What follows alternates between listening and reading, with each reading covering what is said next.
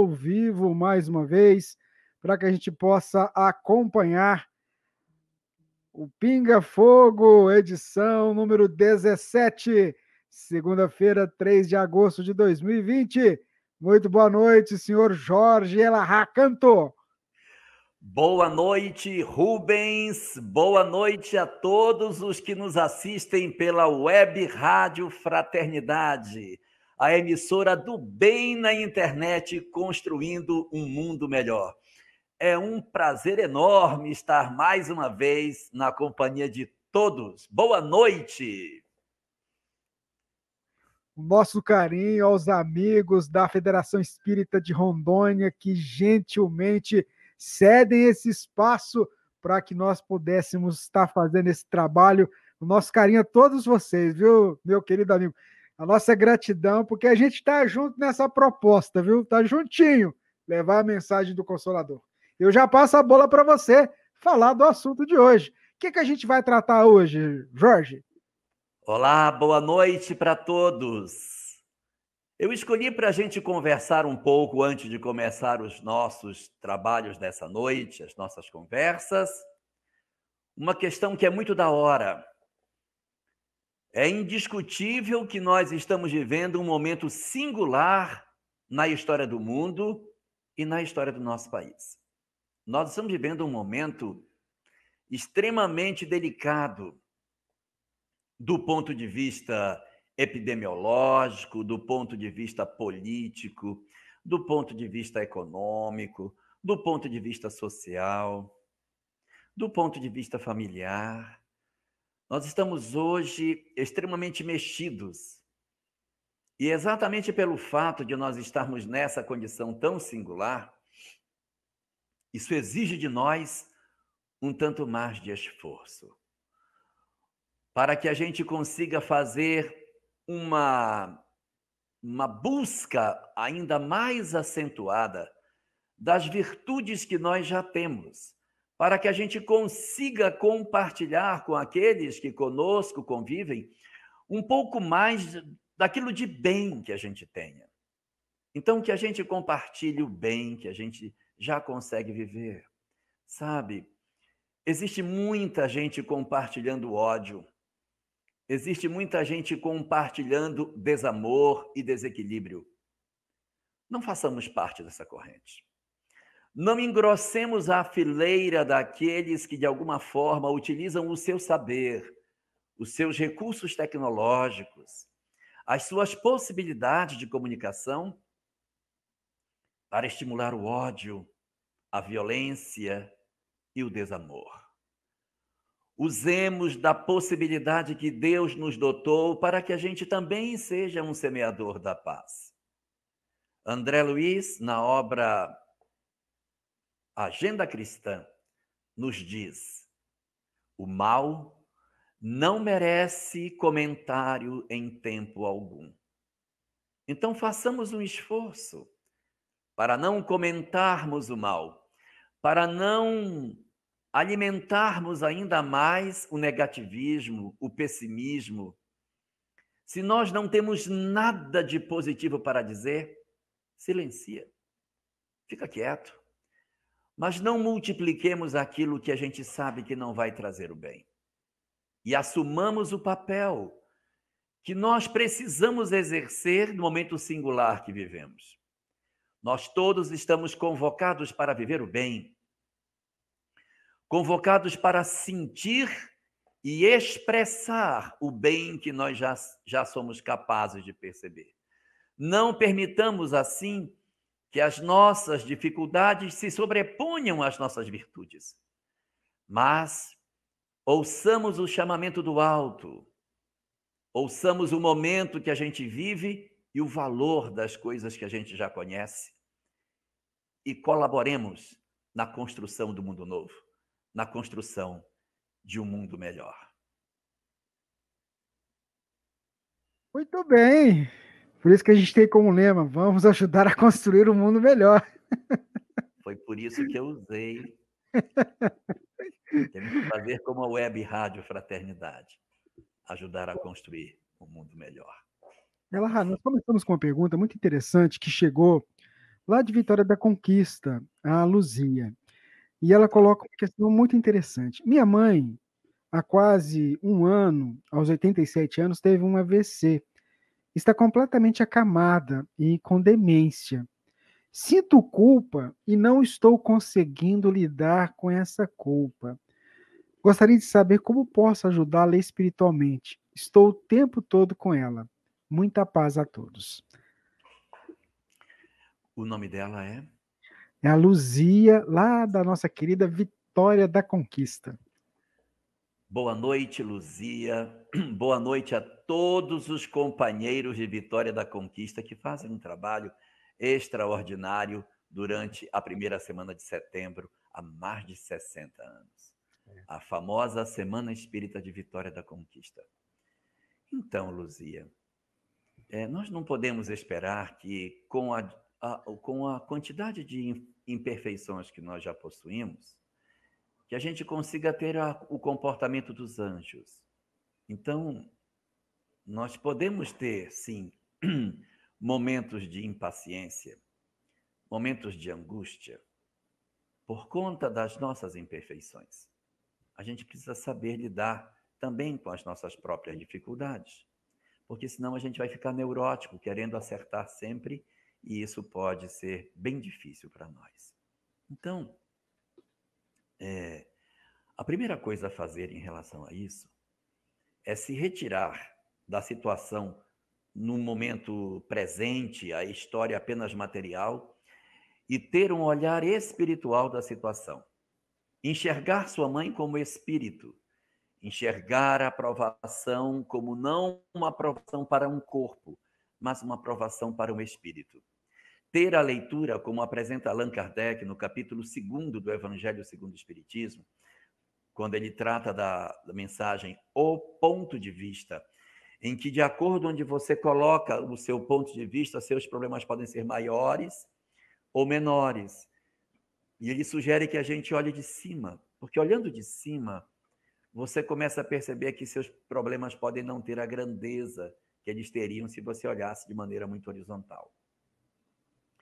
Então, olhar de cima, entender que é um problema de cunho espiritual, entender que existe uma equipe espiritual que se mobiliza em favor de sua mãe, entender que você tem direito a ter fragilidades e que, evidentemente, pode não ter a condição de estar o tempo todo disponível para dar o melhor de si, que era o esperado, porque às vezes a gente, pela nossa incapacidade, pode ter impaciência. E a partir do momento que você perceber isso, iniciar um processo de auto-perdão e de busca de melhoria, sem neurose. Mas procurar melhorar. Descobrir os gatilhos que faz você se aborrecer. O que lhe aborrece? É ela gritar? É ela lhe ofender? É ela exigir que você tenha uma higiene muito mais demorada? É o fato dela arranhar você quando vai cuidar dela? Ela ser agressiva e ser ingrata por conta da demência? O que é que está fazendo o gatilho da sua conduta? Então, identificando o gatilho, você se prepara contra os gatilhos, porque isso chama-se autoconhecimento, é descobrir o que é que provoca em mim o momento que eu explodo. Por que eu explodo? Então, eu passo a prestar atenção naquilo que faz eu explodir. E aí, quando a gente estiver melhor, nas momentos que a gente estiver mais sereno, conversa com ela. Principalmente quando ela estiver dormindo, porque você tem a chance de conversar com a lucidez do espírito. E aí você conversa, pede desculpa, pede que ela esteja bem e vai fazer o processo de aproximação. Isso é muito importante que a gente faça. Esses fenômenos, eles costumam ser progressivamente... o prognóstico não é bom. Então, a gente tem que aproveitar enquanto ela tem um pouco ainda de lucidez, porque esse tempo vai passar. Então, você precisa cuidar para que você depois não tenha remorso de não ter feito tudo o que poderia ter realizado. E quando isso acontecer, lembre, você deu o melhor que você podia. Talvez não fosse o ideal, mas do seu coração era o melhor que você poderia oferecer naquele momento que você estava com ela. Ok, Luzia? Uma boa noite para você. Muito bem. Nós temos uma pergunta que chegou aqui pelo YouTube, vou colocar ela aqui. O Henrique pergunta, em Mateus 18:20, diz, porque onde estiverem dois ou três reunidos em meu nome, aí eu estou no meio deles. Sendo assim, é possível fazer o evangelho no lar, sozinho? Nosso irmão Não. Henrique. Olá, Henrique. Ninguém consegue fazer o evangelho do lar sozinho. Não dá. Porque quando a gente ora, pelo menos o mentor se aproxima. Aí você já está com alguém. Seria desconsiderar as companhias espirituais que estão conosco nas horas que nós oramos.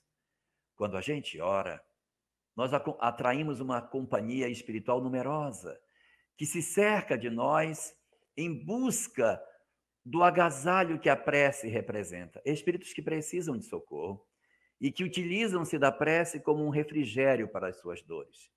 E um segundo grupo também se aproxima. São os nossos mentores espirituais. Felizes pelo nosso momento de reflexão, que vem ainda preencher de maneira mais exata a sensação de companhia e de preenchimento que a gente sente quando está orando. De onde vem a sensação de bem-estar e de prazer, de preenchimento íntimo que a gente sente quando ora? Dos nossos amigos espirituais, que vêm até nós e nos acolhem no seu seio. Portanto, orar, fazer o evangelho, fazer o bem estando sozinho, não dá para fazer, porque o bem atrai o bem. A gente nunca está sozinho. Isso é muito bacana. Ô, meu querido Elahá, tem mais uma pergunta que eu vou colocar aqui para a gente. Peraí. Vamos lá. Fale para nós, a Beth perguntando, fale para nós um pouco sobre a atividade de irradiação nesses momentos onde as casas espíritas estão fechadas. Como esta atividade pode ser útil para todos nós, encarnados e desencarnados?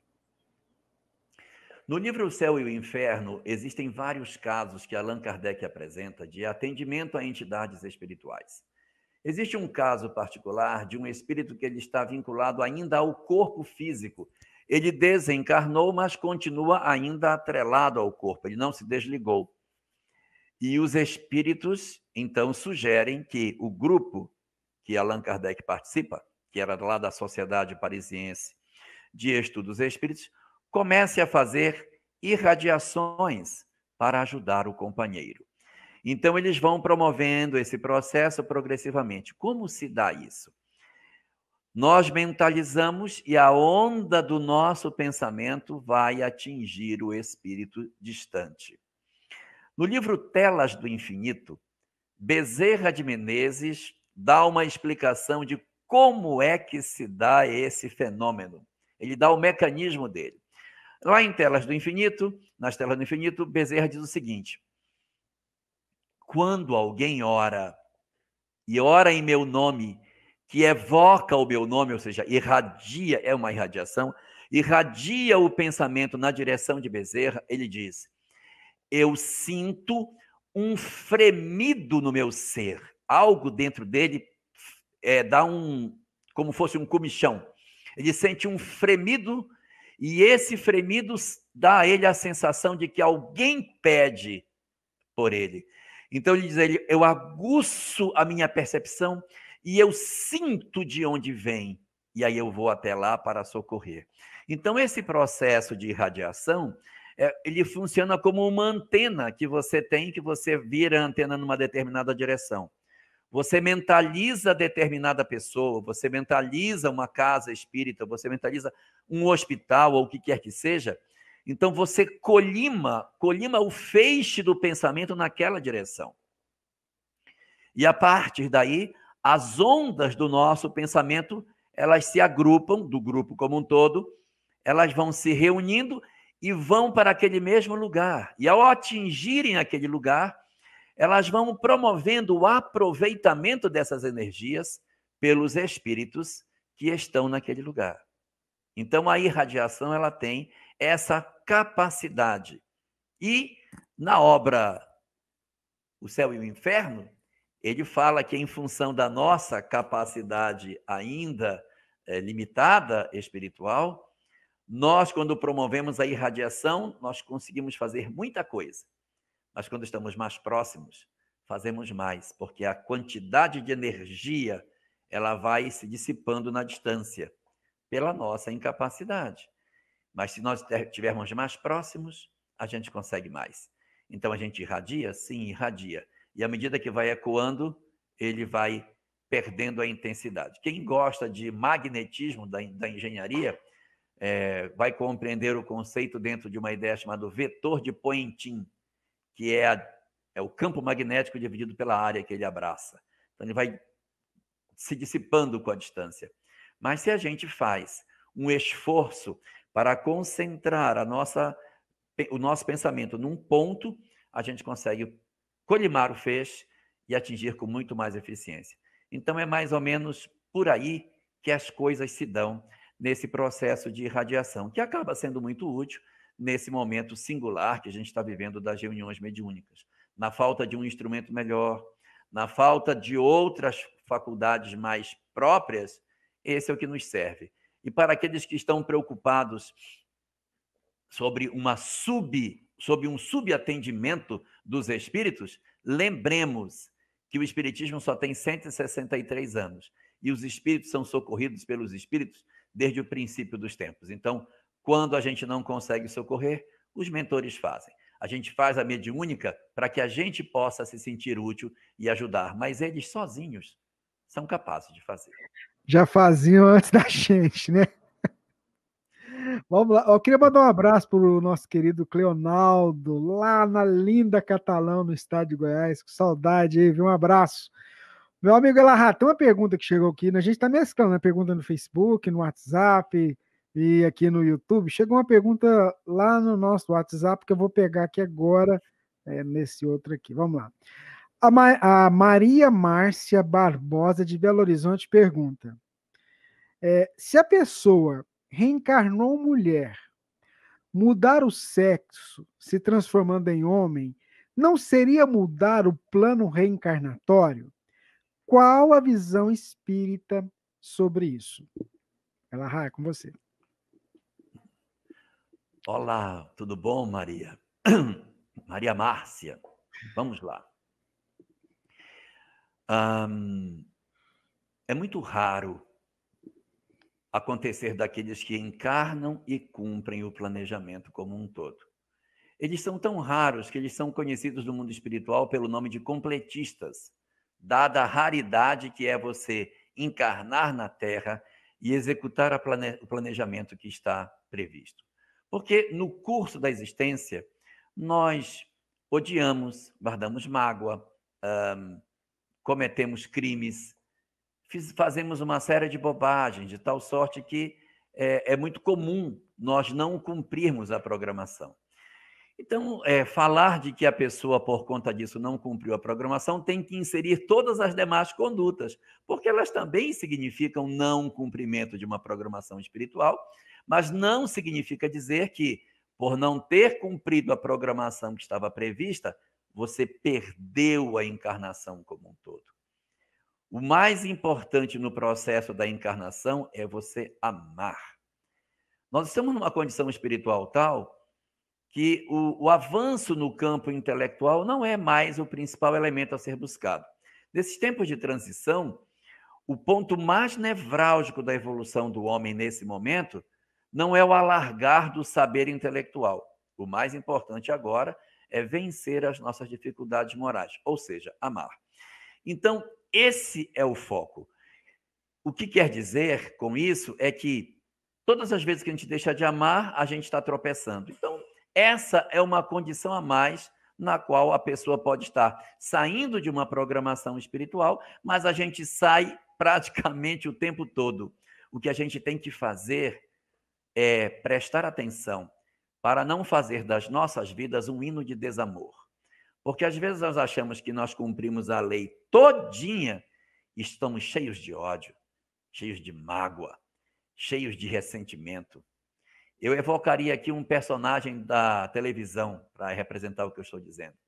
Na novela Tieta, a Perpétua, frequentadora assídua da religião, não era uma pessoa recomendável do ponto de vista moral. Por quê? Porque não significa dizer que se eu cumprir tudo aquilo que os homens querem que eu faça, que eu esteja identificado com o amor de Deus. Nós temos que fazer esforço, sim, para cumprir o nosso planejamento. Sim, temos que fazer. E uma vez que a gente sai do planejamento, que isso ocorre com razoável frequência, se nós tivermos esses escorregões, que a gente lembre, o foco está no amor. Todas as vezes que a gente escorregar, que a gente lembre, eu não posso falhar, é no amor. Amar de verdade, amar dentro do coração, não ter ódio, não ter mágoa, não se desejar se vingar das pessoas, reatar relações rompidas, procurar manter a paz de espírito, fazer o nosso autoconhecimento e, fundamentalmente, a nossa transformação moral. Essa é a meta da hora. Isso é o mais importante que a gente tem para buscar, porque sair do planejamento é muito mais comum do que a gente imagina. Muito bem, ao nosso pinga-fogo, eu queria pedir desculpa lá, porque é tanto botão aqui, a gente colocou a transmissão no ar aqui e eu esqueci de pôr na rádio. Mas agora o pessoal gritou aqui, eu fui ver aqui realmente. A gente estava tocando aqui no YouTube, no Facebook, e eu pensando que estava indo para tudo quanto é lado. Aí o ouvinte, eu não estou ouvindo na rádio. Aí eu fui ver, realmente, eu tinha esquecido. Então, nossas desculpas, viu? Acontece, a gente tem que fazer o checklist e depois fazer bonitinho. Vamos lá, Larra, mais uma pergunta que chegou aqui, eu vou colocar na tela, é o nosso irmão Rogério, que pergunta o seguinte: como devemos proceder quando existe o desencarne? Deveremos aguardar um tempo para desfazer das coisas materiais do desencarnado? O Rogério, da linda cidade goiana de Tumbiara, terra da Divina. A Divina nasceu lá. Fica bem na divisa aqui com o estado de Minas Gerais, a 140 quilômetros de Uberlândia. Também não é a terra de Drummond? Agora eu fiquei em dúvida, acho que não É a sei. terra de Drummond também, É, eu acho. é. Bom, vamos lá. Sim, quando ocorre a desencarnação, é muito importante que você não detenha por tempo demasiado as coisas do outro, porque corre o risco de você criar uma espécie de museu dentro de casa. Isso não é bom.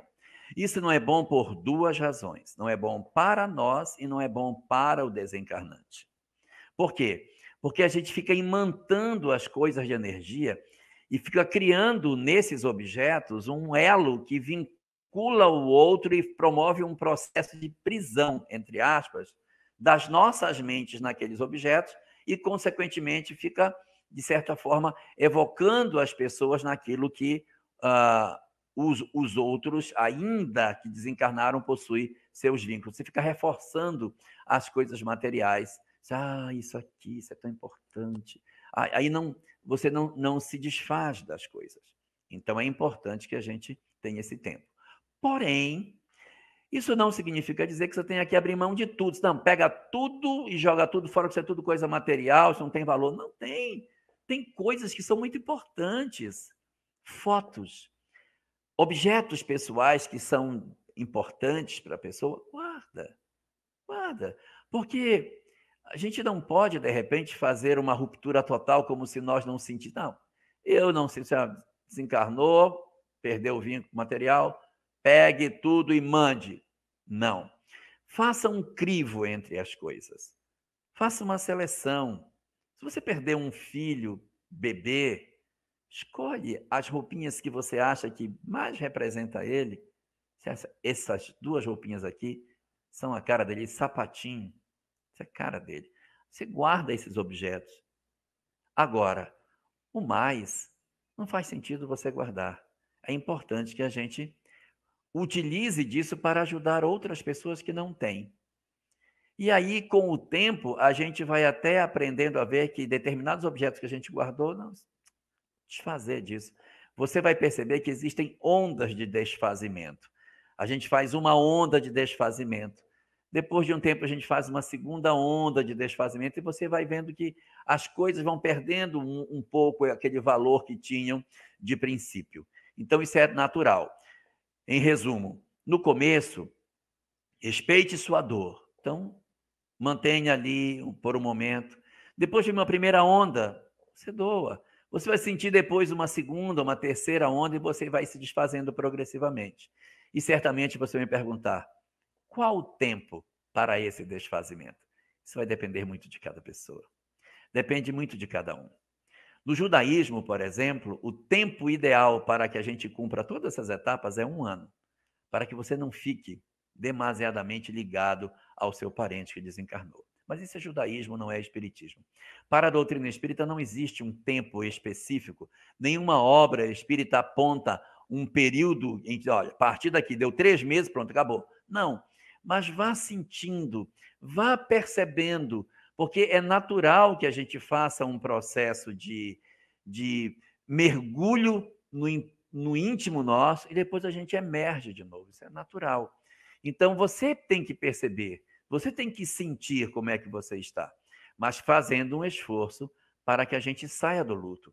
A gente tem que lutar para que a gente não permaneça nessa condição demasiadamente, porque senão a gente passa a olhar muito para trás e esquece de olhar para frente. Nós temos outros familiares que precisam de nós no presente e isso exige que a gente, depois de um período de reconhecimento da perda, que a gente comece a sair do casulo e voltar para a vida que está lá fora, que está nos chamando para viver.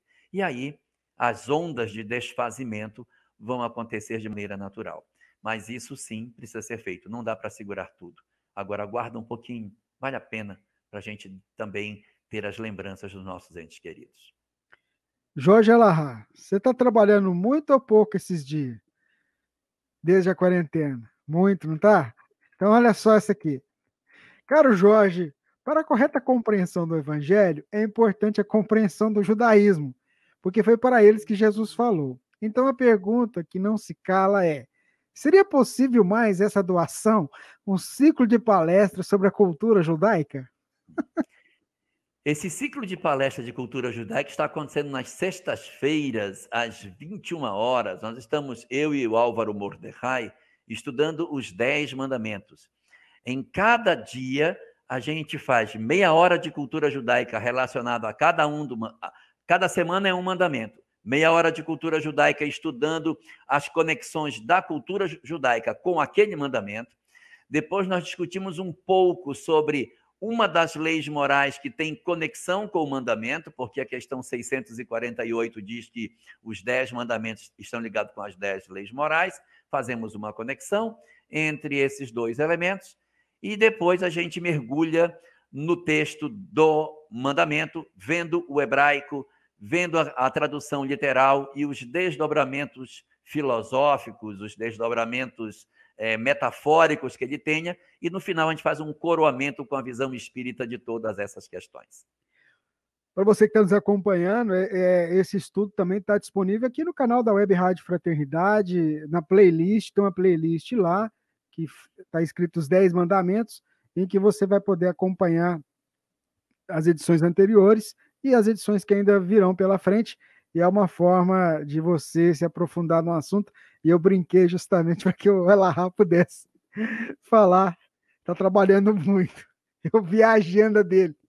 Vamos lá, essa pergunta, olha, gostaria que você nos desse algumas dicas de como a doutrina espírita pode nos ajudar a vencer o medo, não o medo irreal, mas o medo gerado por situações reais que vivemos, como a violência, a pandemia, o desemprego, a perda das pessoas queridas e etc. A Carmen perguntando para nós, para você responder. Carmen Diva Belmont. Carmen Diva está assim, congelada, mas ela era da minha época de juventude. Carmen Diva foi minha parceira de juventude espírita, no grupo que o Alberto Almeida era o nosso coordenador. Ah, que legal. Eu acho que eu sou o retrato de Dorian Gray dela, porque ela fica sempre jovem e só eu que envelheço. Mas vamos lá.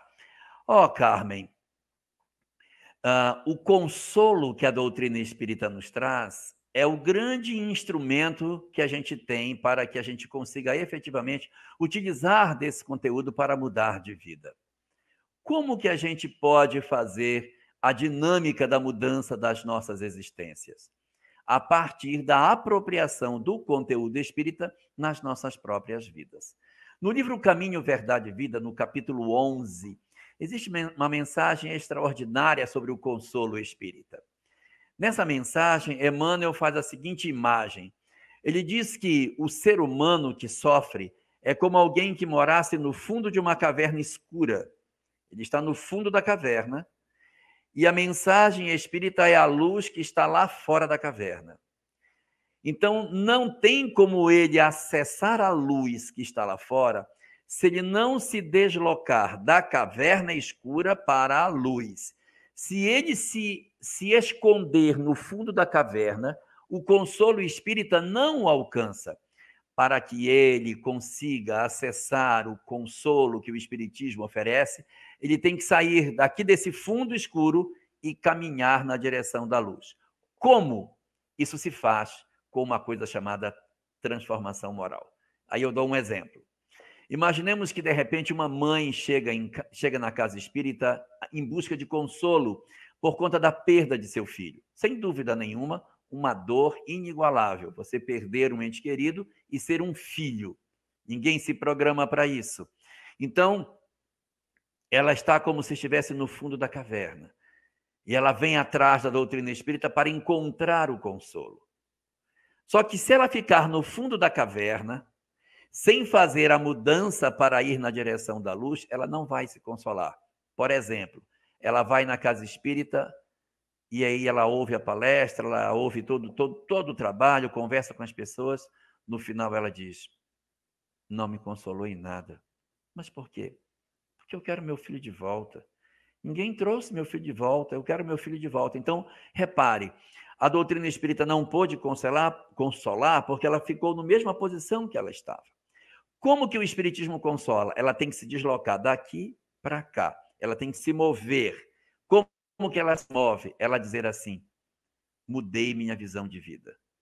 Entendi que meu filho era um espírito.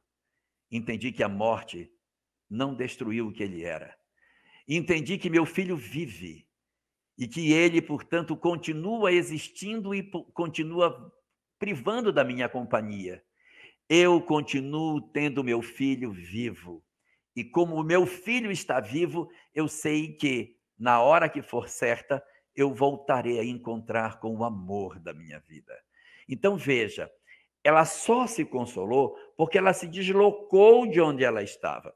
Então, você pergunta, como que o Espiritismo pode nos consolar diante dos medos reais? Não dos medos irreais, mas essa questão da pandemia, da violência e de todos os dramas da vida moderna que a gente tem. Como? Saindo da caverna escura. Passando a entender que somos almas imortais, que a morte não tem o poder de destruir as nossas vidas, e sabendo que todas as questões são passageiras. Entendendo que a equipe espiritual que nos tutela sabe o que se passa conosco. E quando os nossos dramas vierem, nos consolarmos na certeza de que Deus nos reserva invariavelmente o melhor. É essa fé que nos move, essa maneira de interpretar a vida, olhando tudo que nos ocorre pelo lado espiritual e não pelo lado material, entendendo a majestade do existir, o propósito da nossa vinda, a razão das nossas lágrimas. Aí eu vou dizer, agora eu entendi por que eu vim, agora eu sei por que eu estou aqui. Vai sofrer com a doença? Vai. Vai sofrer com a pandemia? Vai. Vai sofrer com as dores que o mundo possui? Vai. Todos vamos sofrer. Mas o grau de sofrimento que a gente vai experimentar, como diz Kardec, depende do ponto de vista onde nós nos colocamos. Se eu me coloco embaixo, observando a vida apenas pelas questões materiais que ela tem, muito provavelmente eu vou sofrer mais. Mas, se eu conseguir interpretar a existência pelo lado espiritual que ela tem, nós vamos ter desdobramentos extraordinários de compreensão, que apesar das dores, apesar das lágrimas, apesar das tristezas, a gente vai conseguir se consolar e conseguir fazer um grande aproveitamento das nossas vidas, fazendo com que as nossas almas façam efetivo movimento, saindo da posição escura e indo na direção da luz. É por aí, Carmen, que as coisas vão acontecer.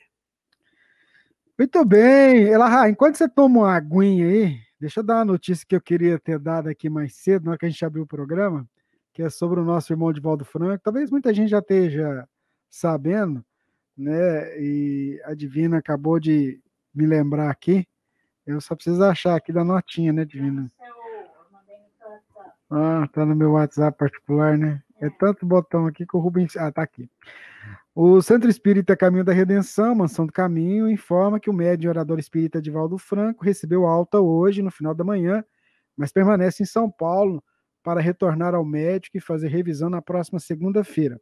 Sua volta para Salvador está prevista para a próxima segunda-feira à noite ou terça-feira pela manhã.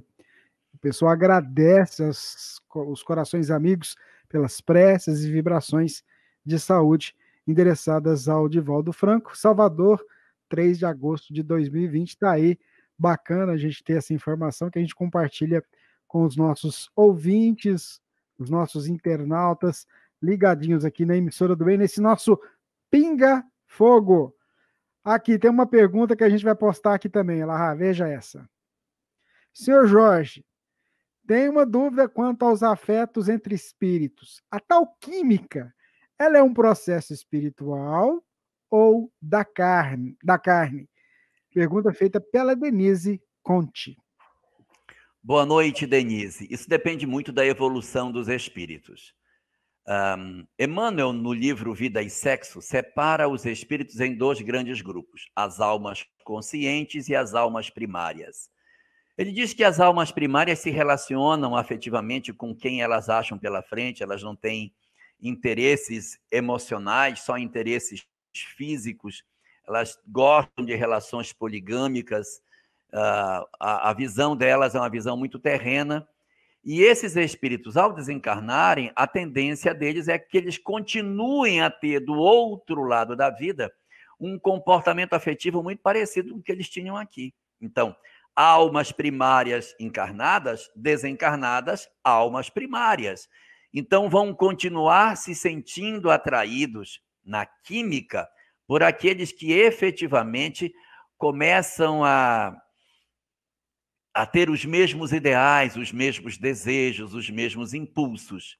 Então, há uma identidade. E, embora estejam desencarnados, os espíritos carregam para o mundo espiritual muito das suas emoções, dos seus interesses, dos seus vícios e das suas tendências de conduta. Resultado, desequilibrados aqui, desequilibrados do lado de lá. Agora, se somos almas conscientes, espíritos que já estamos no reverso dessa medalha e que temos relações monogâmicas e que temos o prazer da convivência, o prazer do caráter do outro para ser o nosso aconchego, essas almas desencarnando, elas têm uma tendência de fazer também do lado de lá um movimento semelhante. Elas continuam se interessando do lado de lá por pessoas que eram parecidas ou a mesma pessoa que estava do lado de cá. A química que ele está buscando não é uma química física, é uma química de identidade de propósito. Estar na companhia de quem pensa parecido, de quem é cúmplice, de quem está conosco fazendo aquilo que a gente sente prazer. Então, essa é a relação que a gente tem. Então, quando você pergunta se essa química vai terminar no mundo físico, se forem espíritos muito ligados, a tendência é que a química continue, porque ela não é somente física, ela é da identidade de vidas, ela é do prazer da convivência. Agora, se forem químicas resultantes de processo promíscuo, de ter muitas pessoas, com aquele eu tive química, com esse não, com aquele sim, com aquele não, essa característica típica de almas primárias vai nos levar para o lado de lá do mesmo jeito, procurando parceiros da mesma forma que tínhamos do lado de cá.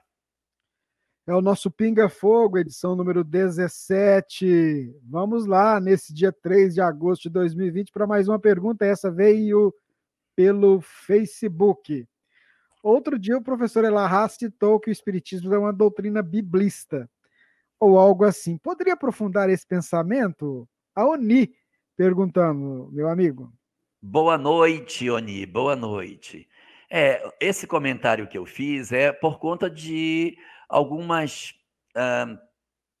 grupos que a gente observa existentes dentro do movimento espírita, que estudam os textos bíblicos pelo texto bíblico e não procurando a mensagem espírita que está dentro desses textos. Porque a gente não tem, nós, o Espiritismo, nós não temos a obrigação de justificar doutrinariamente tudo que está escrito nos textos religiosos, nem do texto dos hebreus, nem do texto dos cristãos, que é o chamado Novo Testamento, nem o livro dos mortos, nem o Bhagavad Gita. Não tem nenhum livro religioso que a gente diz, não, isso aqui tem que justificar isso aqui. E a Bíblia nada mais é do que o livro religioso dos hebreus. O grande problema é que Jesus nasceu entre eles, aí a gente acabou dando uma relevância danada.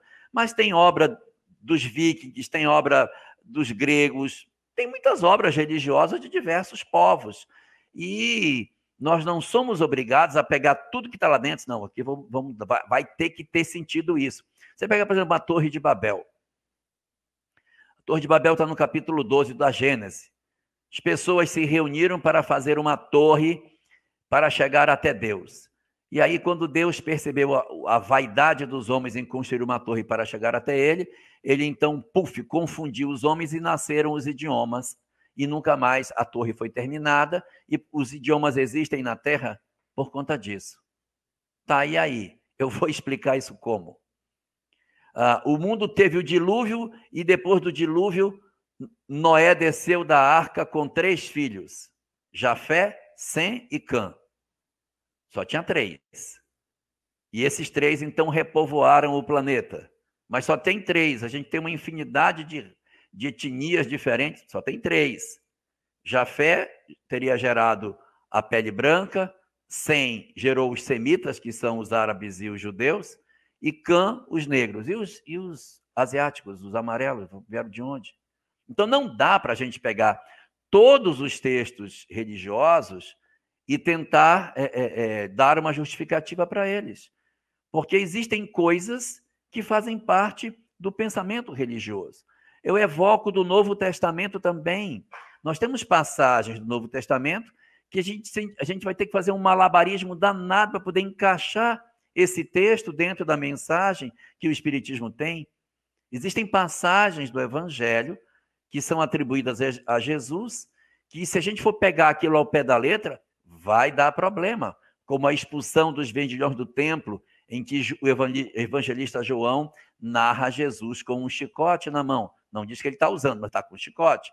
Eu não consigo imaginar Chico Xavier expulsando o povo com um chicote na mão. Então, como que Jesus vai fazer uma coisa que, em princípio, não cabe? Se você pegar as cartas de Paulo, existem muitos conceitos de Paulo que são machistas. São. A mulher que tiver dúvida, não pergunte na igreja, pergunte em casa para o seu marido. Não é legal? Então, se a gente for pegar tudo que está escrito e quiser dar uma explicação para aquilo dentro da doutrina, nós vamos perder um tempo danado. Kardec escreveu a obra O Evangelho segundo o Espiritismo, não para justificar o texto bíblico. Repito, ele não fez o Evangelho para justificar o texto bíblico. Ele fez para mostrar o quão parecida era a moral do Espiritismo com a moral cristã. Olha como elas duas se parecem. Então, exatamente por conta dessa semelhança é que ele escreveu a obra. Mas isso não dá para a gente se abraçar com todos os textos. Então, quando eu falo que ela não é biblista, é para a gente não correr o risco de ficar estudando só o texto pelo texto, texto pelo texto, texto pelo texto, e esquecendo. Pegue o Evangelho segundo o Espiritismo e ache um capítulo daquele livro em que a palavra reencarnação, imortalidade, lei de causa e efeito não apareça. Todos os capítulos, eles são efetivamente espíritas, usando como mote uma palavra ou uma frase que tem dentro do texto bíblico e dando uma leitura espírita para o texto. Mas se a gente for pegar um estudo na casa espírita que começa no texto bíblico, passa a reunião inteira no texto bíblico e termina no texto bíblico, não sei se isso é o objetivo nosso. Nós não somos fundamentalistas. E quando, só para terminar, quando a gente vê uma passagem do Evangelho ou de qualquer passagem da Bíblia, que a gente tem dúvidas, nossa, mas isso aqui está meio esquisito. Qual é a nossa referência moral? Não está no livro dos Espíritos? Não está na terceira parte do livro dos Espíritos? Então, a nossa referência moral está na própria obra básica. Os livros religiosos são excelentes elementos de apoio para que a gente busque as pérolas que eles possuem. Mas em toda mina existe a pérola, existe o ouro, mas tem a canga também. Então, a gente tem que aprender a fazer essa garimpagem, porque não é nosso propósito justificar todos os versículos que a Bíblia possui. Muito bem, vamos lá para mais uma pergunta, essa da Maria Aparecida, lá de Saquarema. Ela pergunta o seguinte: gostaria que perguntasse em um pinga-fogo o seguinte: como fica o espírito de músicos, cantores de fama, com as lembranças dos fãs e etc., que promovem grupos para não cair no esquecimento as suas obras? Pergunta feita pela Maria Aparecida, lá de Saquarema. Depende muito de que foi que esses autores, que esses escritores fizeram. Porque eu tenho certeza que Bach, Beethoven, Mozart se sentem muito felizes de ver as suas músicas sendo utilizadas ainda hoje para elevar, para melhorar ambientes, para que as pessoas se harmonizem, para que elas meditem. E por esse motivo, são artistas que se sentem muito justificados no que fizeram. Pintores, escultores que deixaram obras que hoje a humanidade contempla e diz: nossa, que genialidade! Como me emociono quando vejo isso. Agora, evidentemente, você vai encontrar outros autores, outros escritores, literatas, criadores de textos escritos, romances, contos, que que estão perturbados por conta daquilo que criaram, com as músicas que evocavam sentimentos negativos. Existe um caso, acho que é no livro Ação e Reação, que conta a história de um escritor que está no mundo espiritual perturbado com os personagens que ele criou. Os personagens.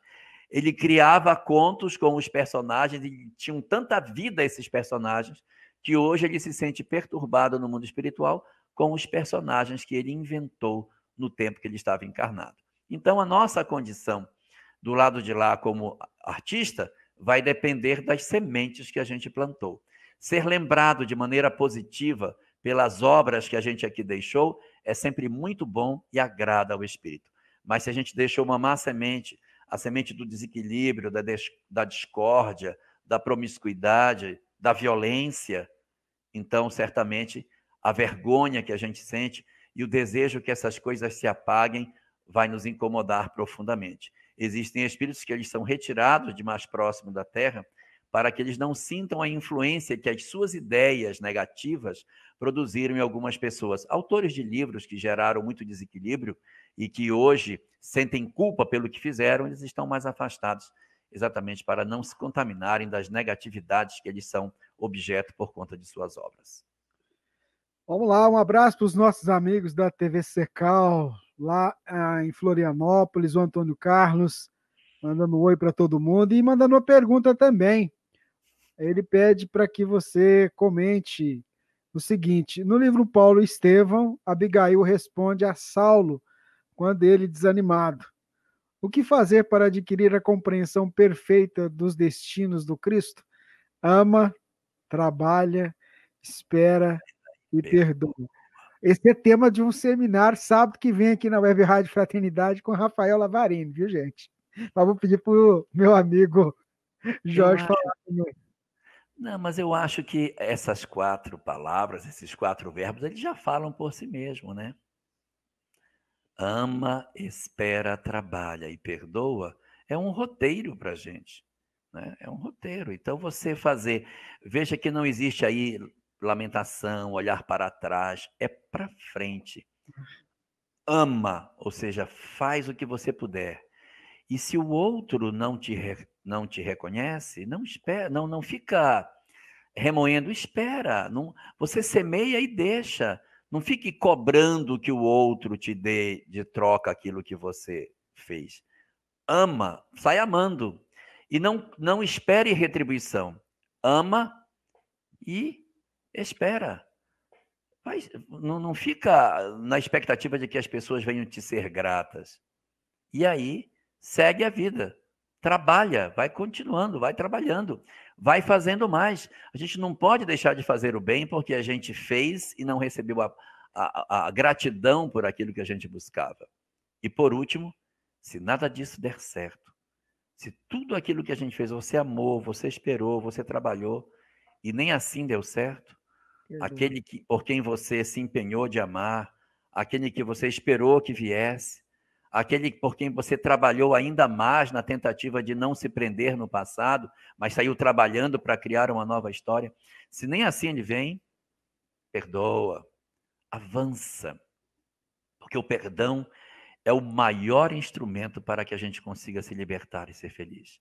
Não existe efetivamente nenhum instrumento mais poderoso para garantir um futuro feliz para nós do que o desamarrar de todas essas peias, de todos esses dessa canga que a gente carrega conosco, que a gente arrasta há milênios, nosso desamor, a nossa mágoa, nosso ódio, nosso ressentimento, solta isso tudo para trás e avança leve para frente. Então, vai amando, se não der, espera, deixa para Deus cuidar, mas continua trabalhando, e se nada acontecer, solta, perdoa e segue para frente. E sábado a gente vem para assistir o seminário que vai aprofundar essa questão de maneira mais específica. Mas é um roteiro muito bom. É só isso. Só isso. Ama, espera, trabalha e perdoa. Ó, a Rejane, ela mandou uma perguntinha aqui que é interessante. Assim, a gente tem recebido muitas questões nessa linha, né, meu amigo Jorge? Eu não entendo por que nos casos de Alzheimer e demência, a aprovação é para o espírito. O espírito sabe, porque eu sempre achei que a aprovação era para a família. Você poderia explicar? A Rejane Alves, lá do Rio de Janeiro. Boa noite, Rejane. Não, você tem razão, a aprovação é para a família também. Porque você tem que lidar, tem que lavar, tem que cuidar, exercitar a paciência, dar de comer, e o prognóstico é ruim, porque cada vez a pessoa vai perdendo mais lucidez. É diferente de uma criança que você vai alimentando. Olha, agora ela aprendeu a comer sozinha, está começando a andar, agora já fala. Esse é o contrário, a pessoa vai perdendo a capacidade. Então, é um prognóstico ruim. A parte boa é porque dá tempo para que você, que tem uma dificuldade com o familiar, desfaça o desamor. Às vezes você, na adolescência, foi agressivo com seu pai, com sua mãe, e ele volta para você com Alzheimer e você tem a chance de cuidar. Então, você tem a oportunidade de desfazer os nozinhos que ficaram para trás. Então, é uma excelente oportunidade para nós, para a gente cuidar e vencer o desamor. A prova para a família é vencer o desamor, é não fazer, ai, meu Deus, ai, mamãe, mas você conseguir realmente fazer aquilo e vencer a indiferença. Essa é a grande questão para a família, mas para o espírito também. Aí você pergunta, mas para o espírito? Sim, não é para o cérebro, é para o espírito. Porque o cérebro pode estar doente, mas a alma não está. Quando chega a hora do sono, o espírito desprende. E ele tem lucidez para entender o que se passa. Mas preso num corpo doente, ele nem consegue se expressar. Imagine que, por exemplo, você tinha uma televisão linda, maravilhosa, Smart TV, com tudo que ela tinha direito. E aí deu uma chuva, caiu água dentro da TV, e a TV agora não pega mais a imagem está horrível, e além disso o som ficou horroroso. Então o som está ruim, a TV está toda manchada, e para piorar, você ainda deu um tapa nela, ela caiu, quebrou um pedaço, trincou a tela, e aí você bota ela no local e a TV não fala mais direito. Mas isso não quer dizer que o locutor lá na origem está doente, ele está saudável. Só que quando ele transmite o sinal, o aparelho não recebe bem. O espírito está saudável, mas infelizmente o corpo não transmite o que ele quer. Então os neurônios não funcionam, então ele tenta acionar, mas não funciona. Aí você diz, mas isso é bobagem, isso não funciona. Então eu vou fazer o seguinte exercício para você, Regiane. Você sabe o que é uma letra bonita? Sabe? Então, por que você não faz uma letra bonita? Pegue sua mão e faça a letra bonita. Por que você não faz? Porque você não consegue fazer. Você sabe, mas você não consegue. É assim. Eu sei como eu tenho que fazer o A para ele ficar, mas não sai. O A sai feioso, o B sai todo feinho. É assim. O espírito quer, mas não consegue acionar. A máquina está enferma. Então, provação para o espírito, sim, provação para o espírito, que permanece ligado a um corpo pelo qual ele tenta se expressar e não consegue. E nos momentos finais, quando ele já não tem mais nem condição de articular a fala, que ele já fica na cama, quase que um vegetal, que é a parte final do período do Alzheimer, são os momentos de reflexão do espírito, de preparação para a desencarnação.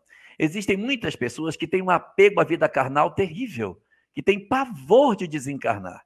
Então, uma enfermidade de longo curso é um excelente instrumento para que a gente aprenda a se desprender.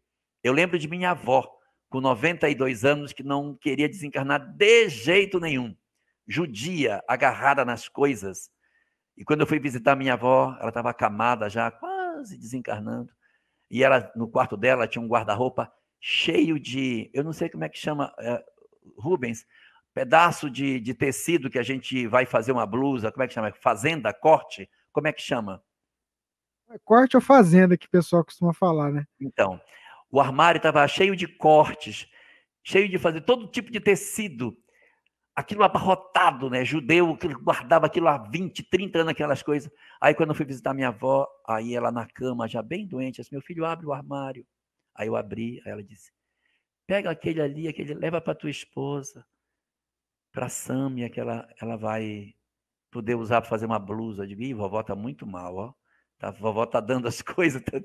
Então, foi importante para ela aquele período, porque ela doou o guarda-roupa. E aí foi muito importante esse período que, aparentemente, não tinha valor nenhum. Então, mesmo quando a pessoa que está com Alzheimer, ela está como que inconsciente, o espírito está trabalhando o seu eu para se adaptar para a grande mudança, o retorno para o mundo espiritual. Prova para os dois, Rejane, tanto para o espírito que está consciente, como para a família que precisa exercitar o amor. Muito bem, esse é o nosso Pinga Fogo, toda segunda-feira, 20 horas. Vamos para mais uma pergunta aqui. A Alzirinha Passini, lá na cidade de Machado, aqui no estado de Minas Gerais. Um abraço para você, viu? Eu acho que ela foi a primeira pessoa que entrou na live hoje, tá? Ah, então tá certo. Olha só, essa aqui veio, eu não sei se a pergunta dela está aqui, não, está aqui no WhatsApp, veio no WhatsApp da rádio. Jorge, sempre ouço que nós espíritas não somos cristãos. Isso muito me aborrece, pois tudo que estudamos está pautado nos ensinamentos do Cristo. Por que os católicos e principalmente evangélicos não nos consideram como cristãos? Alzerinha. Ok. Olá, Alzerinha, boa noite para você. Essa pergunta também fazem para mim. E eu já tenho a resposta pronta quando me dizem isso. Afinal de contas, você é cristão ou não? Eu digo, olha, depende. Se for para você, para eu ser cristão, se eu tiver que aceitar que Jesus é Deus, então eu não sou cristão. Mas se for para achar que Jesus é o mestre, aí eu sou cristão. Se for para dizer que Jesus é o meu Salvador e que ele me lavou de todos os pecados, que eu estou livre de culpas, aí eu não sou cristão. Mas se for para dizer que ele é o salvador do meu futuro, porque o que ele me ensina me faz com que eu faça um futuro grandioso e me liberte do meu amanhã, aí eu sou cristão. Se for para ser cristão, eu tiver que admitir que o sangue de Jesus na cruz é que me lavou e que foi o seu sacrifício na cruz que fez com que eu fosse salvo, então eu não sou cristão. Mas se for dito para mim que o que me salvou não foi a morte de Jesus, mas sua vida, seus ensinamentos que são a minha salvação, aí eu sou cristão. Então, para ser cristão, eu preciso entender que ele não é Deus, mas o mestre. Que ele não salvou o meu passado, mas salvou o meu futuro. Que não foi seu sacrifício na cruz que me salvou, mas seus ensinamentos que são a salvação. Outro dia eu disse isso para uma amiga minha que é protestante, ela ficou assim pensando e disse, então você não é cristão, porque esses são os 3 pilares do cristianismo. Jesus é Deus, morreu na cruz para nos salvar e ele nos salvou dos nossos pecados. Bem, se for esse o entendimento, então eu não sou. Agora, se for para entender o que está contido nos evangelhos, aí eu sou. Mas isso não deve nos incomodar, porque mais importante do que o que os outros dizem é o que nós sabemos. Maturidade é o momento no qual a opinião dos outros passa a pesar muito pouco, porque nós já temos material suficiente para decidir com acerto com as nossas próprias verdades. Então, nessas circunstâncias, Alzerinha, analise com você mesma e pense, daquilo que Jesus ensinava, isso me é importante, eu me esforço para viver o que ele ensinava, então eu sou cristão. Agora, existem muitas liturgias, muitas questões de cultos externos que são avocadas para que as pessoas se considerem cristãs, que são desnecessárias para que você diga, eu sou um seguidor da mensagem de Jesus. Só para terminar, existe muito pensamento nas igrejas cristãs que não são de Jesus, eles são de Paulo. Esses 2 últimos pensamentos são de Paulo. Que Jesus morreu na cruz para nos salvar, é Paulo. Que seu sangue nos lavou do pecado, é Paulo. Isso está nas cartas de Paulo, não está nos evangelhos. Então acaba o pessoal sendo mais paulino do que cristão, porque eles seguem mais o que o Paulo falava do que efetivamente o que Jesus dizia. E a ideia de que Jesus era Deus, ela é um pensamento que surge en passant na Santa Ceia, quando Felipe diz a ele, mostra-nos o Pai, e diz, não sabes que eu sou o Pai, que o Pai está em mim? E aí, a partir daí, começa essa discussão que vai ser objeto de debate no Concílio de Niceia, em 325 da Era Cristã, quando, então, a doutrina da Trindade se estabelece dentro da Igreja Cristã, o que antigamente não era aceito. Muito bem, Jorge Elahá. Olha só, nós falamos que o Drummond, você lembrou que o Drummond era de Itumbiara também, né? Não, não. Os ouvintes aqui avisando aqui que ele é de Itabira, Minas Gerais, tá? É Itabira, Itumbiara, tá certo. Ele é mineiro, né? Ele é mineiro. É verdade, não. Mineiro, tá certo. De Goiás. Tem uma pergunta aqui da Graciele Salvadori, que eu vou colocar aqui na tela para a gente, olha. Devemos pôr termo às provas do próximo? A Graciele Salvadori encaminhou a pergunta para nós, meu amigo Jorge. Boa noite, Graziele. Essa pergunta ela é tão importante, mas ela é tão importante que ela está no Evangelho segundo o Espiritismo. Kardec faz esta pergunta no capítulo Bem-aventurados os aflitos. Lá no finalzinho, ele coloca, deve-se pôr fim às provas do próximo? Mas eu acredito que você deve ter lido, não se convenceu, aí está chamando a pergunta para a gente debater o assunto. Então, vamos lá. Realmente, existem muitas pessoas que dizem assim, mas se o cara tinha que passar por uma prova, o cara é doente. Se eu for lá e tirar o cara da doença, tira ele da prova. Se ele está passando fome e eu vou lá e dou um pão para ele, ele saiu da prova. Então, eu estou atrapalhando Deus. Você tem que viver de maneira que você vai se esquivando dos outros para que você não ajude. Seria essa a lógica de não pôr fim às provas do próximo. Kardec faz essa pergunta e os espíritos dizem que, olha só a resposta deles, quem sabe você não está no plano para ser o término da prova dele. Então, ele iria sofrer até a sua chegada. Quando você chega, a fome acaba. Quando você chega, a doença termina. Você está no plano. Você é o elemento da lei para promover o final da prova do semelhante. E aí você vai me perguntar, e quando que eu vou saber que isso é para eu fazer ou não? Livro Jesus no Lar, capítulo 33. Se for para errar, erra ajudando. Eu tinha muita dúvida sobre a questão de pessoas que me pediam esmola. É para ajudar ou não? Aí diz, olha, tem pessoas que pedem, vai usar errado, vai usar... Se for para errar, erra ajudando. É melhor você dar para quem não vai usar de maneira correta do que não dar para quem precisa. E aí, você, na hora que vai trabalhar essas questões, se vai por fim à prova do próximo ou não, analise e sinta se o que move você a não ajudar não é o desamor, não é a indiferença, não é a falta de sentimento de caridade, não é egoísmo. Porque se for, então a gente precisa se cuidar, a gente precisa trabalhar o nosso eu para que a gente vença a nossa imperfeição. E o próximo acaba sendo um instrumento para que você consiga dizer: eu não sou mais tão egoísta como eu era. Eu já consigo dividir o que eu tenho. Portanto, respondendo a sua pergunta, sim. Tanto quanto nos seja possível, sem que a gente fique neurótico por conta disso, mas se você pode colocar fim às provas do próximo, sem se desequilibrar, faça. Ajude, porque você pode ser um instrumento da lei para pôr fim ao sofrimento de alguém. Vamos lá para mais uma pergunta, vamos postar ela aqui.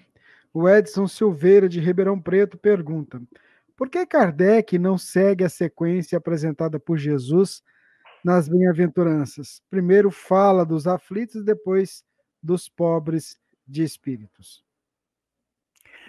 Edson, é o seguinte: o Evangelho segundo o Espiritismo é uma obra que está estruturada dentro de um conjunto de capítulos que responde a determinados princípios. Embora ele tenha 28 capítulos, ele está dividido em 4 partes. A primeira das partes do livro Evangelho segundo o Espiritismo diz respeito aos princípios doutrinários. Não são, na verdade, estudos do comportamento humano assim, de verdade. O comportamento humano vai ficar do capítulo 7º para frente. Os 6 primeiros capítulos são princípios doutrinários. Capítulo 1, não vim destruir a lei, é para apresentar o Espiritismo diante do cristianismo e do judaísmo como as 3 revelações universais. Capítulo 2, meu reino não é deste mundo, vai falar de imortalidade da alma, falando do ponto de vista, da visão espiritual da vida e de uma realeza terrestre como a forma de nós entendermos a vida no mundo espiritual. Capítulo 3, são muitas moradas na casa de meu pai, é sobre evolução. Então, olha só, apresento a doutrina no primeiro, falo da imortalidade no segundo, capítulo 3º, evolução, capítulo 4 não podia ser outra coisa, reencarnação. Então, o capítulo 4 é reencarnação. Vai tratar aqui sobre ninguém pode ver o reino dos céus sem nascer de novo. Capítulo 5º, bem-aventurados aflitos. Isso não é nenhuma das bem-aventuranças. Nenhuma delas é bem-aventurados aflitos. Esse capítulo 5º é o entendimento do porquê da dor na ótica da doutrina espírita. Ele ainda está aqui tratando de princípios espíritas. Capítulo 5, a leitura da dor, a interpretação da dor na ótica do espiritismo. Capítulo 6, o Cristo Consolador, que só tem esse nome no título do capítulo, porque, na verdade, o conteúdo do capítulo é o Espiritismo Consolador. Voltando àquilo que a gente estava falando de Bíblia anteriormente, é só o mote Cristo Consolador, mas ele não vai, nessa mensagem, dizer que Jesus é o grande Consolador, não. Ele diz, Jesus falou de um Consolador e vai mostrar o Espiritismo como Consolador. Vejam como Kardec não se prende no estudo dos evangelhos, no texto pelo texto, mas ele procura fazer uma leitura o mais abrangente possível para enxergar o espiritismo nela. Depois do 6º capítulo, aí sim vai começar o estudo das virtudes. Do capítulo 7 até o capítulo 15, é só eu e o próximo. Então vem bem-aventurado isso, bem-aventurado aquilo, amai o próximo, amar aos inimigos, honrar pai e mãe, é tudo eu e o outro. Do capítulo 16 até o capítulo 19, sou eu e eu mesmo. Então, são capítulos que dizem respeito à minha história, eu comigo mesmo. Então, eu não vim... não podeis servir a 2 senhores, sede perfeitos, a fé transporta a montanha, e muitos chamados e poucos os escolhidos, que tem a ver com a minha história, eu comigo mesmo, eu não é mais o próximo. E do capítulo 20 para trás, é eu e a causa, é só para trabalhador espírita. Então lá vai estar os trabalhadores da última hora, dai de graça o que de graça recebeis, que é sob mediunidade, falsos cristos e falsos profetas, pedi e obtereis. Então são mensagens mais voltadas para o movimento espírita. Em resumo, parte número 1 até o capítulo 6, os princípios espíritas. Parte 2, do 7 ao 15, eu e o próximo. Do 16 ao 19, eu comigo mesmo. E no final, do 20 para frente, eu e a causa. Então, ele começa com esse bem-aventurados aflitos, porque ele criou esse bem-aventurados aflitos. Porque a primeira das bem-aventuranças é: bem-aventurados os pobres de espírito, porque deles é o reino dos céus. Muito bem, Jorge Alahá. Tem uma pergunta muito interessante aqui, feita pelo Cláudio Alves. Eu vou colocá-la aqui na tela. Ele pergunta assim: qual a diferença da alma e do espírito? Lembrando que os nossos ouvintes, muitas vezes, eles não são espíritas, às vezes é a primeira vez que eles estão tendo contato com o ensinamento espírita, né? Então, boa pergunta do nosso irmão Cláudio Alves. Boa noite, Cláudio. Seja muito bem-vindo. Essa pergunta que você faz, ela aparece em O Livro dos Espíritos. E Allan Kardec, nessa obra, faz a seguinte distinção: espírito é o espírito fora da matéria, o espírito desencarnado. Ele chama de alma o espírito quando está encarnado. Ou seja, nós que estamos aqui, eu, Rubens, você, somos espíritos e somos almas também. Porque somos espíritos, porque na hora que a gente desencarnar vai continuar sendo espírita. Mas nesse momento, nós somos uma alma, que é um espírito encarnado. Essa é uma conceituação que está no Livro dos Espíritos, mas o movimento espírita brasileiro não seguiu isso. Chama de alma, chama de espírito, faz uma confusão danada, e embora isso esteja dentro da obra básica, o movimento espírita não seguiu essa conceituação e chama espírito e alma do mesmo jeito, faz a maior salada, mas se você for pegar na literatura espírita o conceito real que está contido na obra de Kardec, alma é só para encarnado, espírito só para desencarnado. Muito bem, vamos lá para mais uma pergunta. A Isabel. Boa noite. Eu queria saber o seguinte, olha, a Isabel quer saber como conviver com alguém que sofre influências devido ao uso constante de álcool. Como ajudar essa pessoa, Elahá? Tem que ajudar essa pessoa e ajudar você, Isabel. Porque não é só a pessoa que precisa ser ajudada, mas o grupo familiar que possui esse elemento dentro também precisa ser ajudado. Então, se você conhece uma família onde essa situação acontece, Isabel, tem que se preocupar não somente com aquele que sofre a influência, mas essa influência, ela também irradia para os outros membros do grupo familiar e que precisam também de acolhimento, precisam de socorro, porque senão a cruz pode ficar muito pesada. O que fazer, então, para ajudar as pessoas que estão nessa condição? Se esse indivíduo que faz uso frequente de álcool está numa condição que a gente poderia dizer que é uma pessoa que é alcoólatra, então seria interessante que a família participasse do Al-Anon. O Al-Anon é um grupo de autoajuda que trabalha socorrendo a família da pessoa que tem conflito com o álcool. Não é uma religião, não tem vinculação com o espiritismo, nem com doutrina nenhuma, é um grupo que trabalha em que você vai ouvir outras pessoas falando coisas semelhantes, e aí um vai ajudando o outro nesse trabalho. Então, esses grupos de autoajuda podem ser de grande valia nessas circunstâncias. Segundo ponto que pode ser buscado quando você tem uma situação de álcool dessa forma, é você procurar terapia, procurar um terapeuta para que ajude você a fazer o trabalho de entendimento dessa realidade e até onde a gente consegue ir sem se mutilar demais na tentativa de socorrer o outro. Vale uma reunião familiar com todo mundo envolvido junto com aquele que tem o drama do alcoolismo para indagar o que ele deseja, o que ele quer, pela possibilidade de estar perdendo a família. Sabe, Isabel, você fale para esse pessoal que pode estar passando por essa situação o seguinte: às vezes, na tentativa de salvar esse que tem conflito com o alcoolismo, você perde os outros todos, que você dá tanta atenção para tirar um do buraco, que os que estão do lado de fora se perdem. Então, a gente tem que tentar tirar, mas sem esquecer os que estão do lado de cá. E aí, nessa hora, uma reunião familiar para avaliar o drama e tomar a decisão mais acertada dentro dessa circunstância é uma boa medida para que a gente faça essa questão. E um terceiro ponto fundamental é a busca da fé. Procurar a fé que melhor lhe agrada. Se católico, participe da igreja. Procure seu padre. Se aproxime da igreja, se aproxime para a revivescência da fé, para que você tenha força. Se protestante, procure seu pastor, frequente a igreja, ore e procure bênçãos para o seu lar. Mas se não é católico, não é protestante, ou se é, mesmo que seja, mas está em busca de uma explicação mais profunda sobre essas questões, procure a Casa Espírita.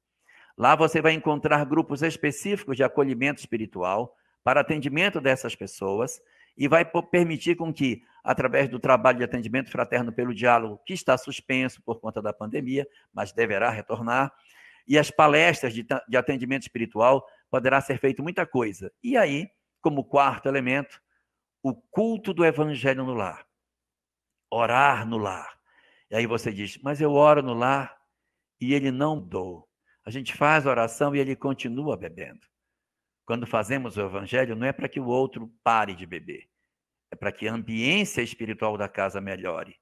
Às vezes ele vai beber o resto da vida, mas nós estaremos com mais forro moral para suportar os dramas do alcoolismo, as dificuldades do lar, e mesmo que ele traga a mesma problemática, quando eu estou melhor, eu reajo de maneira diferente, e em não sendo agressivo, eu consigo solucionar de maneira muito mais saudável conflitos que poderiam ser graves se nós não tivéssemos a serenidade que o momento precisa.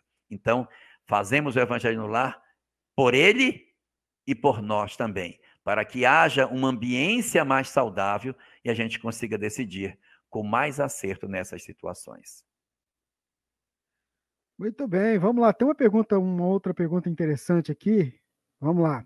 A Márcia Miranda. Como saber se tem alguém, espírito, querendo se comunicar após o falecimento de meu esposo? Minha janela estala em algumas noites. Ele faleceu no mês de março desse ano. Foi muito rápido. Quer dizer, é a minha irmã, Márcia, está querendo saber dessa possibilidade de comunicação, do espírito, se tem a ver, às vezes, alguma coisa com esses fenômenos que ela está percebendo à noite. Márcia, nós só podemos nos remeter às questões espirituais quando forem esgotadas as causas físicas. Procure alguém para saber se a janela não está estalando, que ela está para cair, porque o parafuso já está solto e a janela está balançando, está louca para ir lá para o chão. Então, a gente esgota primeiro todas as questões físicas, para depois a gente olhar as questões pelo lado espiritual, para que a gente não abrace ideias fanáticas. Mas é possível que sim, que seu familiar, que seu esposo possa estar querendo se comunicar. É mais comum essas comunicações acontecerem durante o sono. No período do sono, do sonho, é que esses nossos familiares costumam ter mais acesso. Mas se tem alguém em casa, adolescente principalmente, e que possui uma doação de fluido mais pujante, é possível que possam estar acontecendo fenômenos de efeitos físicos, em que ruídos, luzes que se acendem e que se apagam, objetos que fazem barulho durante a noite, estalidos, isso pode acontecer também. É uma outra classe de fenômenos, chamados fenômenos de efeitos físicos, que podem estar acontecendo. Independente de qualquer coisa, eu sugiro a você duas coisas. Chame alguém para dar uma olhada na janela, para ver se a janela está com algum problema ou não. E, se ele está querendo se comunicar ou não, ore por ele. Vai fazer um bem danado. Se ele desencarnou em março, vale muito a pena redobrar as orações, pedir proteção a ele, dizer que ele pode estar bem, pode ficar tranquilo, que você vai cuidar das coisas. Peça bênçãos para ele, para que os parentes desencarnados possam acolhê-lo e ele possa ser melhor recepcionado do lado de lá. Implante um evangelho do lar para que você tenha melhores energias dentro de casa e para fazer um trabalho de oração semanal que vai garantir maior equilíbrio e o atendimento. Se ele estiver por ali, os próprios mentores vão cuidar dele se for necessário. Ele pode estar realmente pedindo ajuda e a oração será o grande instrumento, porque talvez você até nem consiga ajudar, mas os mentores saberão muito bem o que fazer usando as suas energias para melhor acolhê-lo, recepcioná-lo e levá-lo para que ele possa ser tratado, assistido e retornar para casa em melhores condições para fazer o trabalho de cuidar de todos, agora numa visão diferente. como espírito que é, socorrendo irmãos que ficaram na retaguarda. A nossa internauta que está acompanhando a gente, Kátia Maria, pergunta: Elahá, o Divaldo diz que evita ir aos cemitérios. Ele vê espíritos presos em seus túmulos aos gritos. É mesmo um lugar de sofrimento? A Kátia Maria pergunta. Os cemitérios são locais de sofrimento, mas os hospitais também o são. Existem muitas pessoas que desencarnam e estão nos hospitais perdidos sem saber que já desencarnaram.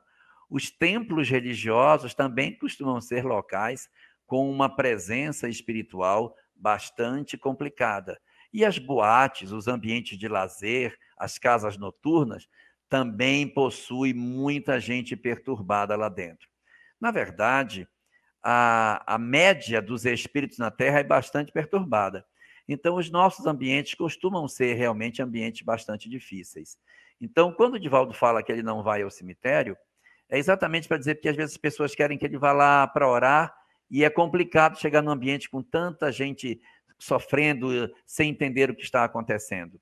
Mas ir ao hospital para ele também não deve ser nada fácil. Ele deve sentir muita pressão.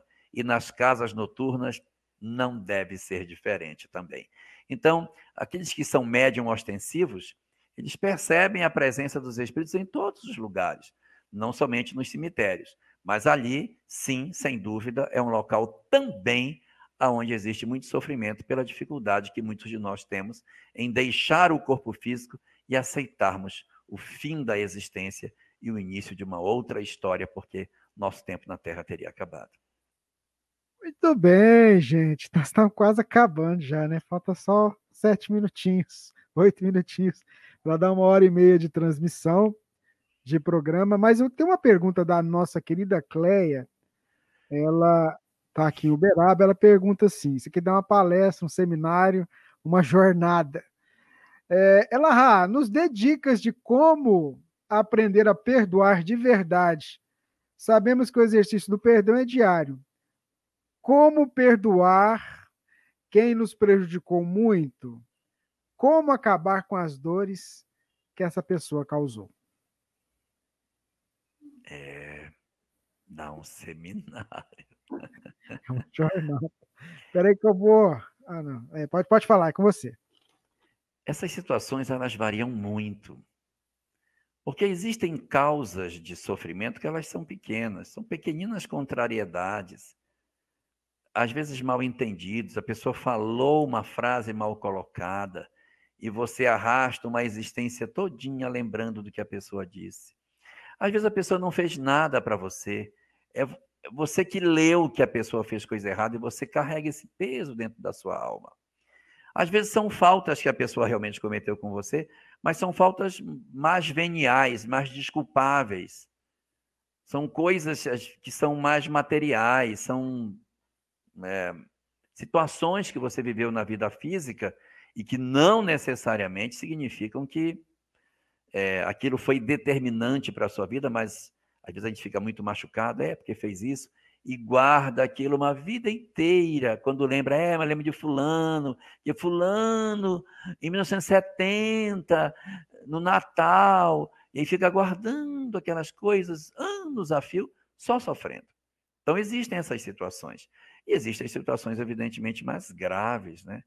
Situações que são muito mais complexas, que têm a ver com vida, com história de vida, com o nosso próprio destino, com guinadas muito significativas na nossa existência. Então, essa segunda situação de desculpa, de perdão, são mais complexos, são mais difíceis, porque vão exigir de nós mais esforço para que você volte ao momento, às vezes, do trauma, para que você retorne ao momento em que você sofreu o machucamento, a perda de um filho, uma violência, uma agressão qualquer que você tenha sentido, e aí você voltar a esse momento é bastante doloroso, então vai exigir mais esforço.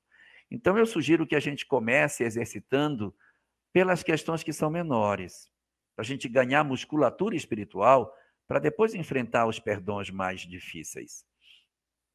Existem perdões que são mais fáceis. Então a gente quer colocar tudo no mesmo cesto e torna difícil de fazer esse trabalho terapêutico.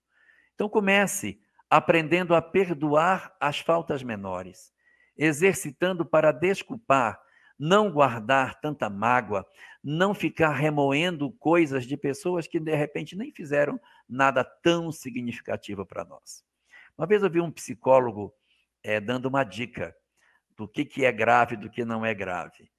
A dica prática dele era a seguinte: se alguém fez alguma coisa ou aconteceu alguma coisa com você e você se aborreceu, você quer saber se ela é grave ou não? Pare e pense, daqui a 1 ano isso vai ser relevante ou não?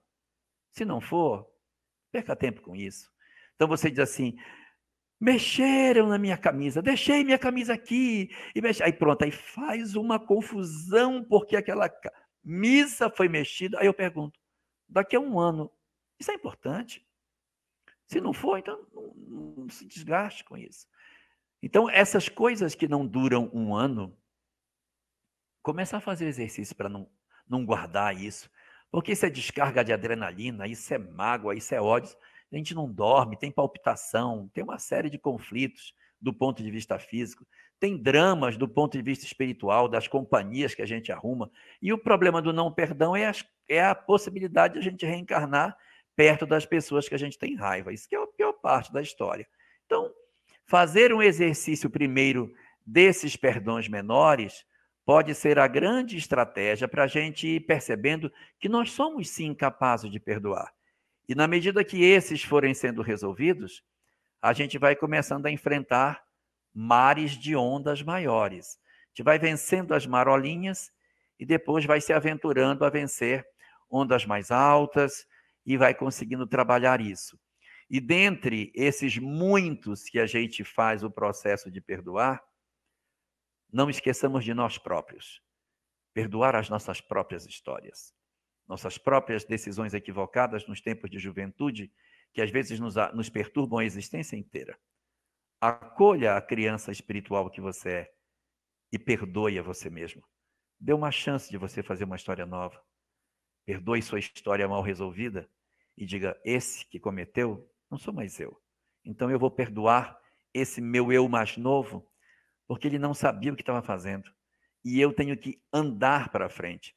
Eu não posso arrastar toda essa história o tempo todo por conta de algo que eu já nem faria mais no dia de hoje. Então a gente começa perdoando as coisas menores e a nós mesmos, para deixar para amanhã os conflitos mais graves e são mais difíceis de perdoar.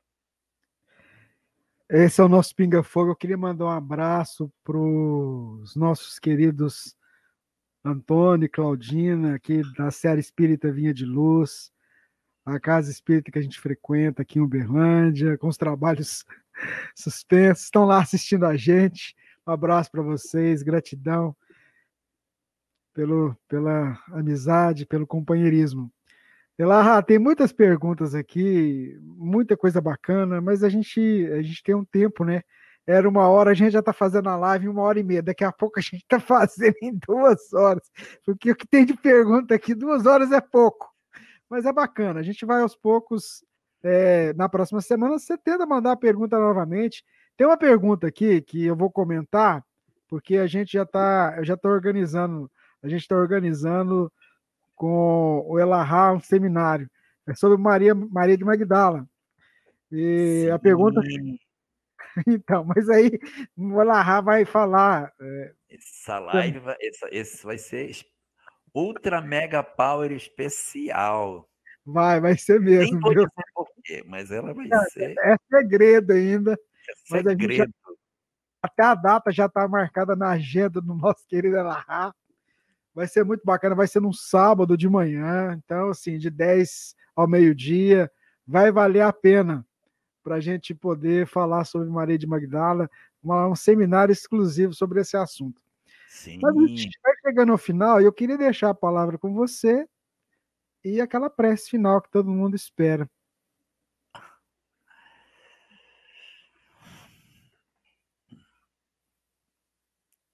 Com palavras finais daquilo que a gente discutiu hoje, de tudo que a gente teve a chance de ouvir, de ver, eu acho que fica para nós a reflexão da importância desse conhecimento para a solução das nossas dificuldades, sabe?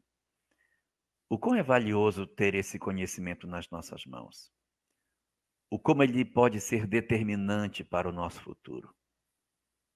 O quanto eu posso mudar a minha vida a partir do momento em que eu descubro que eu sou uma alma imortal, que eu sou um espírito que viaja pelo tempo. A partir do momento que eu descubro que tem um propósito para a minha existência e que Deus está cuidando de mim de maneira desvelada e que apesar de eu entender que aquilo que se passa comigo muitas vezes são dores, são oportunidades para que eu mostre para mim mesmo que eu sou capaz de ser melhor a cada dia. Então, todo esse conhecimento ele tem um grande objetivo, que é dar a nós a força que talvez ainda esteja nos faltando para que a gente faça a mudança necessária nas nossas vidas. Façamos, portanto, esse compromisso conosco mesmo, de tentar introduzir nas nossas existências as verdades que o Espiritismo nos apresenta, para que a gente possa realmente agradecer de maneira prática a chegada dessa mensagem nas nossas mãos. Façamos isso e transformemos as nossas vidas, libertando efetivamente as nossas almas de tudo que nos impede de sermos verdadeiramente felizes. Então, essa gratidão que a gente tem a Deus por tudo que Ele nos concede, ela não pode passar despercebida. E por isso a gente vai orar para agradecer por esses momentos extraordinários que Deus nos concede.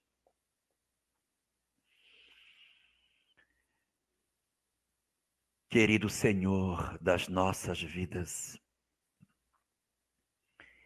nesse momento singular das nossas existências, em que diante das nossas dores profundas e das nossas angústias, Tu compareces nas nossas vidas, oferecendo para nós a oportunidade de lermos a existência pelos olhos do Espírito. Ofereces a cada um de nós a oportunidade de contemplarmos as nossas vidas, percebendo a Tua presença divina por trás de todas as nossas ocorrências, por trás das nossas alegrias e das nossas tristezas. A Tua sagrada presença em nossos momentos de aprendizado, nas nossas vitórias morais e nas nossas fragilidades e nas nossas quedas. Sabemos que Tu não nos julgas, que Tu não nos condenas, porque sabes que somos capazes de vencer as nossas fragilidades. Porque sabes, Senhor, que somos perfectíveis e que em nós reside a plena capacidade de superarmos a pequenez que ainda domina os nossos corações. E é por isso, Senhor, pela aposta que Tu fazes de que nós nos tornemos capazes de sermos verdadeiramente almas libertas, é que nós comparecemos à Tua presença diante de Ti, para Te pedir absolutamente nada mais, porque Tu nos concedeste o mais extraordinário dos tesouros que poderia nos dar. Não existe tesouro na terra, não existe riqueza do mundo que possa suplantar o que significa o que Tu nos deste. Ofereceste para nós o tesouro mais extraordinário que poderias nos dar, porque concedeste a cada um de nós a bússola da alma, para que nós pudéssemos acender a lâmpada interior dos nossos corações. E consultando a bússola que Tu nos concedeste, podermos encontrar o caminho ideal para nos desembaraçarmos do cipoal ao qual nós mesmos nos prendemos. Obrigado, Senhor da vida. por haveres nos dado essa gema preciosa, que é o conhecimento que o Espiritismo nos traz. A chance de relermos tudo pela ótica do Espírito. A chance de entendermos o teu amor derramado por sobre todas as coisas. Nada a te pedir, só para te agradecer. Só te agradecer e reafirmar o propósito de que nós queremos corresponder a isso. Queremos devolver de alguma forma esse investimento que tu fizeste nas nossas almas, retirando as vendas dos nossos olhos e nos mostrando a realidade do existir, ainda na carne. Por todas essas coisas, nós te bendizemos, Senhor, e te agradecemos do fundo, mas do fundo das nossas almas, para te dizer como espíritos que somos, não como pessoas, mas como espíritos viajantes no tempo, nos múltiplos milênios que já tivemos a chance, nas múltiplas vezes que voltamos à Terra, nas múltiplas oportunidades de tantas e tantas encarnações. Comparecemos diante de ti apenas para te dizer muito, mas muito obrigado, Senhor, por libertares os nossos corações e nos dares a chance de sermos verdadeiramente felizes. Por todas essas coisas, recebe a nossa mais profunda gratidão e protege assim, Senhor, não somente a nós, mas a todos os teus filhos sobre a face da terra. Deita as tuas bênçãos sobre todos nós, garantindo a toda a humanidade uma noite de profunda serenidade, e para que na próxima semana nós possamos estar ainda mais vigorosos no propósito do bem, vencendo de maneira mais resoluta as imperfeições que ainda trazemos e marchando firmes na direção da felicidade sem jaça que tu apresentas para todos nós. Muito obrigado, Senhor, e despede-nos sob a tua proteção, sob a tua graça, para que nós possamos ter uma noite de muita serenidade e de muita paz.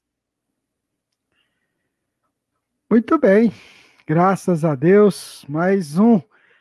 Vamos para segunda-feira que vem, mais um Pinga Fogo. Fica todo mundo convidado para a gente estar junto aqui, né, Jorge?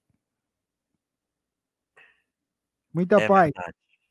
Uma boa noite para todos, que estejamos todos em paz e que Deus nos abençoe.